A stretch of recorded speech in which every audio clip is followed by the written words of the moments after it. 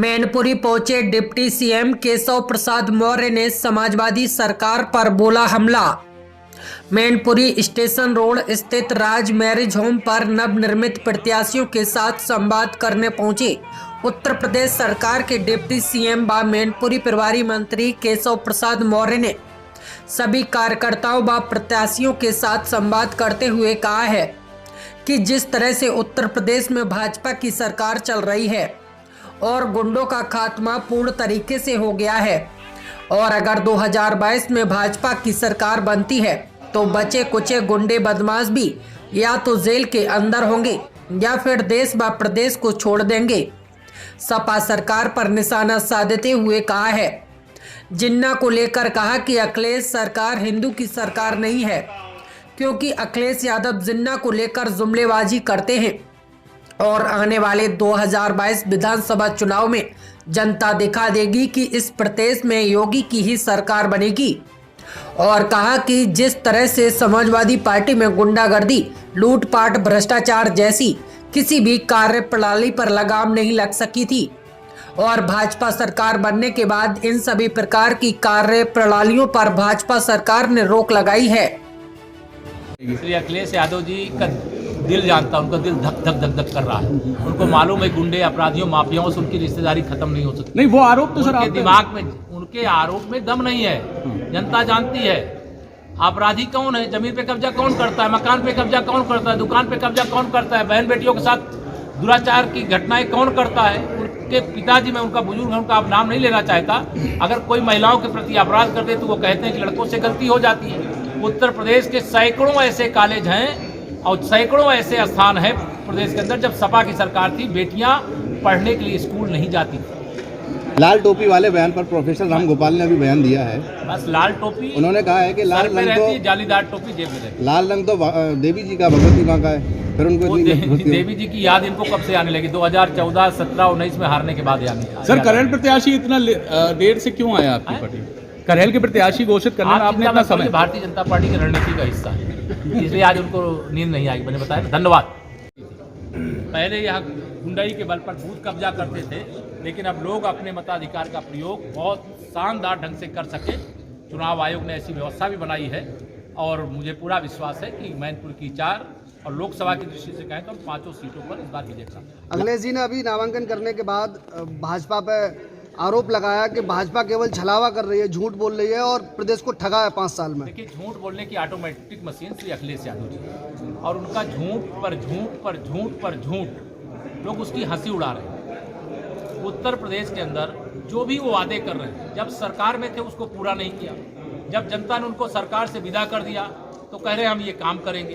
तो जो अपने शासन काल में कुछ किया होता है तब वादा करता है तो लोग उस पर भरोसा करते हैं। अखिलेश झूठे हैं, उनकी पार्टी झूठी है, अखिलेश का गठबंधन झूठा है। भारतीय जनता पार्टी सत्य और न्याय के पक्ष में, गरीब और किसान मजदूर के हित में, माताओं बहनों के सम्मान सुरक्षा में, नौजवानों के रोजगार की दृष्टि से जो भी अच्छा से अच्छा डबल इंजन की सरकार केंद्र में माननीय नरेंद्र मोदी जी के नेतृत्व वाली और प्रदेश में आदरणीय योगी आदित्यनाथ जी के नेतृत्व वाली, इन दोनों सरकारों ने मिलकर के उत्तर प्रदेश का कायाकल्प किया है, विकास किया है और उसका परिणाम प्रदेश की 24 करोड़ जनता महसूस। अभी आपने ट्वीट करके अखिलेश जी को बघेल साहब के टिकट होने के बाद एक तंज भी कसा है। मैं जो तंज कसा हूँ वो गलत नहीं, एकदम सच है कि करहेल विधानसभा में आ गए हैं प्रोफेसर एसपी सिंह बघेल और 2022 के विधानसभा चुनाव में हार जाएंगे यादव अखिलेश। सर, सपा वालों का कहना है कि प्रोफेसर साहब को राजनीति में लाने वाले मुलायम सिंह यादव हैं और आज उन्हीं को उनके सामने उतार कर भारतीय जनता पार्टी वॉकओवर जैसा दे रही है। भारतीय जनता पार्टी, ये आप मान के चलिए, मैं उदाहरण वहाँ नहीं ले जाना चाहता था, लेकिन आपको चूंकि आप कह रहे हैं तो कह दे रहा हूँ। हिरण्याकश्यप के घर में तो भक्त प्रहलाद पैदा हुए थे। अगर समाजवादी पार्टी गलत थी उसको छोड़ करके आप तो हमारे भारतीय जनता पार्टी की उत्तर प्रदेश सरकार के कैबिनेट मंत्री, भारत सरकार के मंत्री, इतने वरिष्ठ नेता, तो अखिलेश यादव जी एंड कंपनी क्या कह रही है? 10 मार्च समाजवादी पार्टी, समाजवादी पार्टी और श्री अखिलेश यादव जी 10 मार्च को विदाई सफाई के लिए करेंगे कि कहाँ के लिए करेंगे मैं नहीं जानता, लेकिन उनकी विदाई तय है। भाजपा कमल खिलना तय है, 300 से अधिक सीटें जीतना तय है। जिसमें भारत सरकार में मंत्री और हमारे बड़े भाई की तरह साथी जो 2017 से 2019 तक उत्तर प्रदेश कैबिनेट में भी मंत्री थे, उनको श्री अखिलेश यादव जी को हराने के लिए, उनके अहंकार को यह समाप्त करने के लिए यहाँ प्रत्याशी बना करके भेजा है। हमारे श्री जयवीर सिंह जी पूर्व मंत्री पहले ही प्रत्याशी घोषित हो गए हैं। मैनपुरी सदर से हमारे आशु दिवाकर वो किसली से वो चले गए हैं। अभी आदरणीय हमारे कैबिनेट मंत्री रामनिवास निहरी जी का, उनका भी गोगांव के उनका भी प्रत्याशिता घोषित हो गई है। और जसवंत नगर, जहां भारतीय जनता पार्टी के प्रत्याशी विवेक साक्य जी, अर्थात हमारी ये जो लोकसभा मैनपुरी है ये भाजपा का गढ़ है, लेकिन समाजवादी उनको कहूँगा तो गलत होगा, वो केवल समाजवादी नाम के हैं, बाकी वो जिन्नावादी हैं, वो गुंडागर्दी करने वाले हैं। उनके सर पे लाल टोपी रहती है लेकिन जेब में जालीदार टोपी रहती है, और उनके दिमाग में जिन्ना घुसा रहता है। उनके साथ में दंगाई रहते हैं, उनके साथ में अपराधी रहते हैं, उनके साथ में माफिया रहते हैं, उनके साथ में जेल में जो पड़े पलायन करने के लिए लोगों को मजबूर करने वाले उनकी पार्टी के प्रत्याशी हैं, उनके साथ भ्रष्टाचारी हैं। लेकिन भारतीय जनता पार्टी के साथ हमारा समर्पित कार्यकर्ता है, उत्तर प्रदेश की जनता है, मैनपुरी की जनता है।